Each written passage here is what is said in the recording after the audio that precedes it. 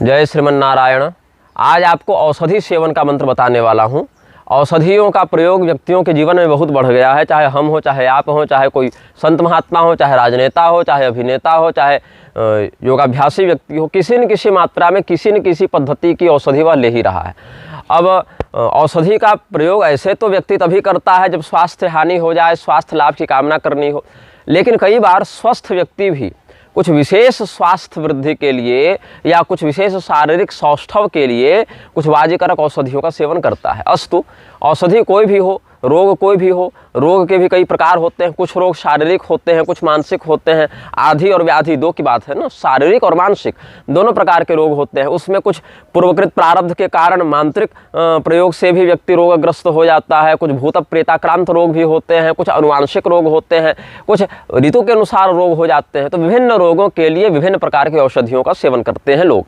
औषधे चिंतयेद विष्णु इत्यादि उक्तियों से यह समझना चाहिए कि औषधि सेवन में भगवान विष्णु का स्मरण करना चाहिए। बहुत से लोग भगवान धन्वंतरि का स्मरण करते हैं, बहुत से लोग अश्विनी कुमार का स्मरण करते हैं, बहुत से लोग भगवान मृत्युंजय का स्मरण करते हैं। तो अलग अलग भगवान के स्वरूपों का स्मरण लोग करते हैं। लेकिन एक मंत्र जो बहुत ही प्रसिद्ध है, भगवान महादेव का बताया हुआ है, अच्युत अनंत गोविंद। पुरी के शंकराचार्य स्वामी निश्चलानंद सरस्वती जी भी इस मंत्र का बड़ा प्रयोग करते हैं, करवाते हैं, और ये बड़ा सुंदर शास्त्रोक्त प्रभावी मंत्र है। अच्युत अनंत गोविंद, भगवान के ये तीन नाम विशेष करके रोगों के शमन में हितकारी लाभकारी बताए गए हैं।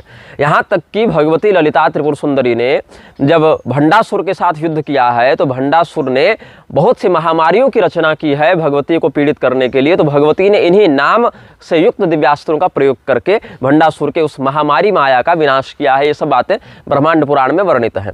तो वह मंत्र क्या है?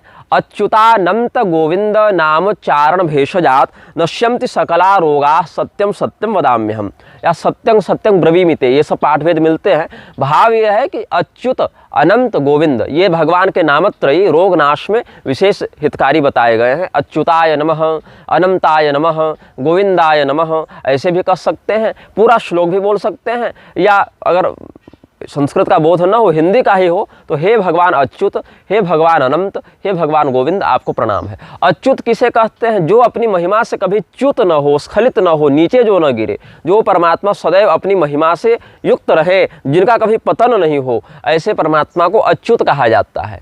अनंत क्यों कहते हैं? उनका आदि अंत कुछ पता न चले, कहाँ से आए हैं, कहाँ जाएंगे, कितने हैं, कहाँ उनकी सीमा है, इसका बोध न हो, ऐसे भगवान को अनंत कहते हैं। गोविंद, गो कहते हैं वेद को, पृथ्वी को, वाणी को, इंद्रियों को। जो हमारे वेद की मर्यादा, पृथ्वी में जो जीवनीय शक्ति है उसको, गौ माता इत्यादि के माध्यम से यज्ञ विधान को, और हमारे इंद्रियों के माध्यम से हमारे अभिष्ट सत्कर्मों को, और इस पृथ्वी को जो आनंदित करें, जो प्रसन्न रखें, जो संरक्षित और संवर्धित रखें, ऐसे परमात्मा को गोविंद कहते हैं। तो अच्युतानंत गोविंद नामोच्चारण भेषजात नश्यन्ति सकला रोगा सत्यम सत्यम वदाम्यहम्, कि अच्युत अनंत गोविंद इन नामत्रयी रूपी औषधि के प्रयोग से समस्त रोगों का निवारण होता है।